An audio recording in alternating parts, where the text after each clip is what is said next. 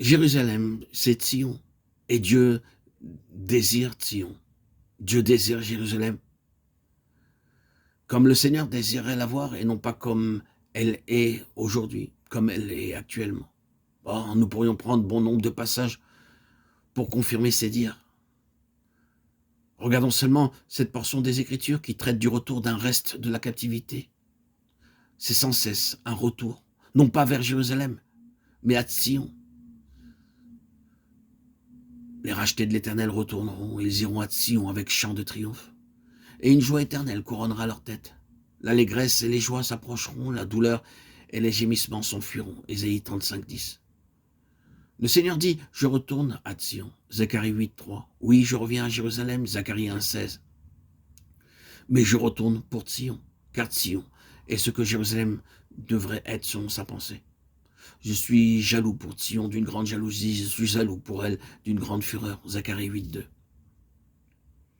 Sion est la pleine pensée de Dieu, signifiant tout ce que son peuple devrait être. Elle est au centre de l'intérêt divin.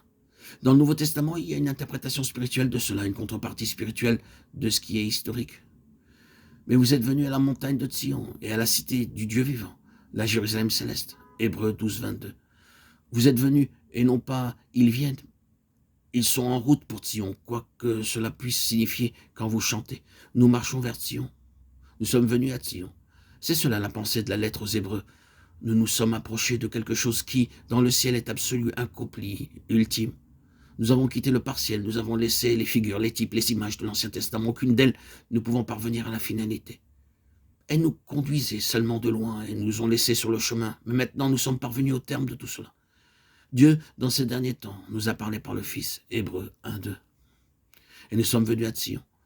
La pleine pensée de Dieu en Christ, dans l'interprétation du Nouveau Testament, c'est Christ comme étant l'incarnation de la pleine pensée de Dieu concernant l'Église, rassemblant en lui ceux qui satisfont cette pleine pensée. Le rassemblement d'un peuple pour être le peuple de Sion, c'est la base de tout.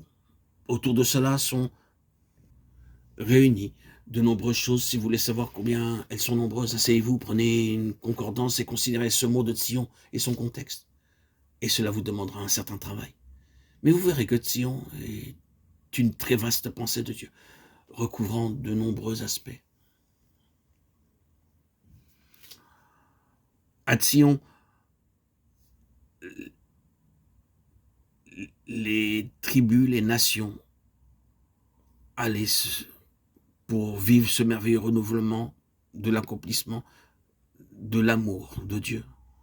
Le grand prêtre était là avec les noms des tribus sur sa poitrine, sur le pectoral. Ils étaient là devant le Seigneur, dans l'amour du souverain sacrificateur. L'amour de Dieu en Christ, les portant tous sur son cœur. Sur ses épaules, leurs noms encore étaient portés. La force de Dieu en Christ les soutenant tout au long de leur vie. Ils venaient pour saisir de manière renouvelée l'amour et la force de Dieu en leur faveur dans le souverain sacrificateur. C'est, entre autres, tout ce qui se passait à Sion. Un petit aperçu de ce qui s'y passait.